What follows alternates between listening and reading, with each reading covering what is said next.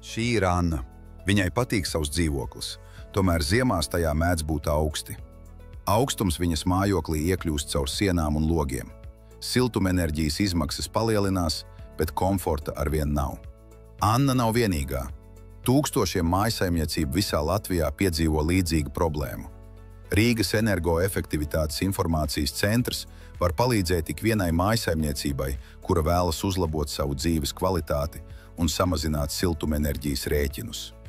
Rīgas energoefektivitātes informācijas centrs palīdzēs sastādīt praktisku ēkas atjaunošanas plānu. Mūsu informācijas centrā jūs varat saņemt informāciju par ēku atjaunošanu, dokumentu un pieteikumu paraugus, praktiskus padomus mājokļa energoefektivitātes paaugstināšanai, bezmaksas konsultācijas, jaunāko informāciju par atbalsta programmām.